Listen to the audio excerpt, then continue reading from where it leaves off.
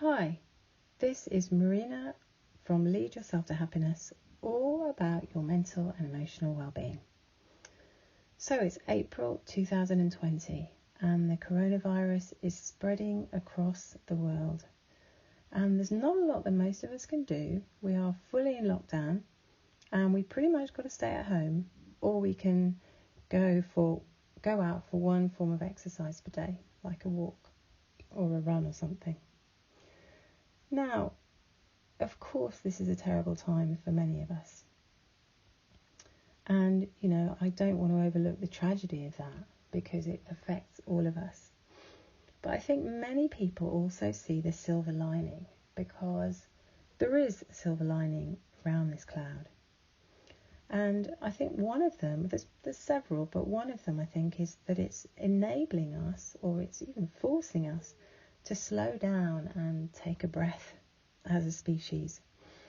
And in the 20th century, the 21st century, we have been living such a hectic lifestyle for decades, and it's been getting faster and faster with all the new inventions and the internet and social media and so on. It gets faster and faster, more and more instant.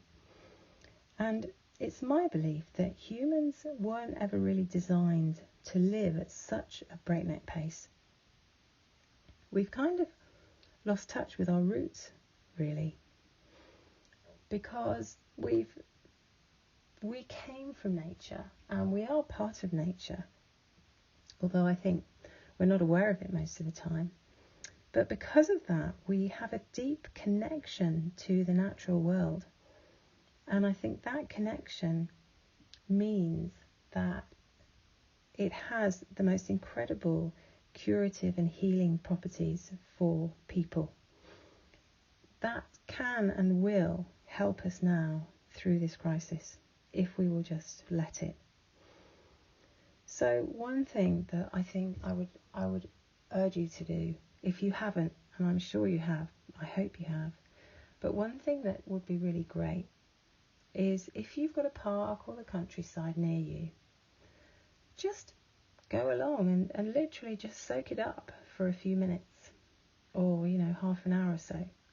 It may seem boring at first because we've been living such a fast sort of breakneck pace, but I think you'll probably find that you calibrate to it quite quickly, surprisingly quickly, because it is our natural speed really, and we've lived at that speed for centuries.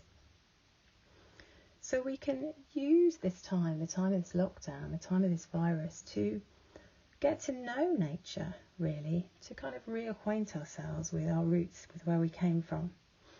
And, there's a whole world that I think many of us were only kind of vaguely aware of.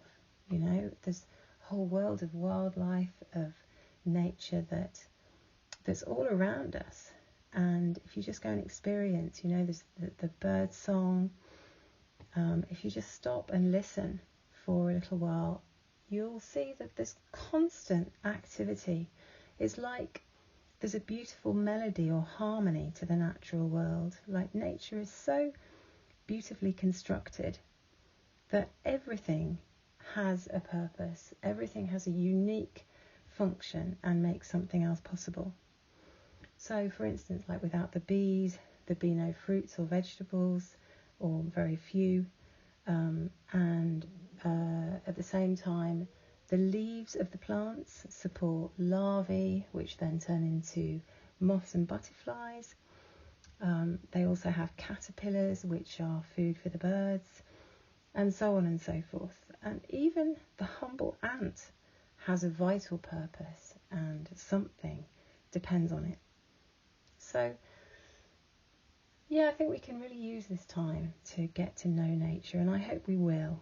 And the other thing I wanted to kind of say really today is that, in our parks and our gardens, we've been making nature unwelcome really. So we kind of tidy everything up, we mow the lawn every week or two, we closely clip the hedges and make everything very tidy. And although it looks nice and tidy to our modern eyes, it's not really very welcoming to the natural world, to the wildlife. So for instance, all birds need a place to nest. They need a little bit of, they need some overgrown plants in which to lay to make their nests for their young, and they need some flowers left on the or some seeds left on the grass at the end of the season without being mown short all the time in order to provide food. So, and I don't really think that we own our land. I mean, human beings don't own land.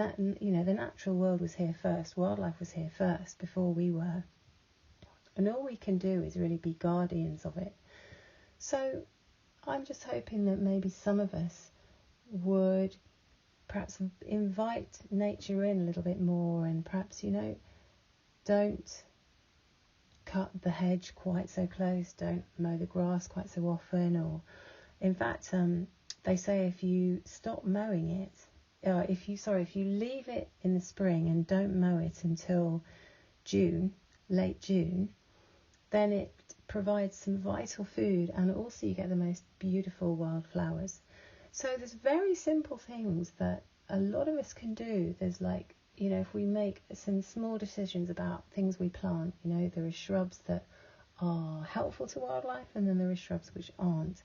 And the ones which are just as beautiful and just as pleasing to us. So, if we start to make choices like that, then we can become part of nature, which is who we are really. And I think there's just a lot of satisfaction, a lot of deep fulfillment there that I think we've been missing in many ways. So that was all I really wanted to say. So I hope you've kind of enjoyed this video or this video audio, and perhaps it's given you a different perspective or something to think about, and I hope it has. But either way, stay safe during the lockdown. Thank you so much for watching, and I look forward to seeing you again soon. Lots of love. Bye.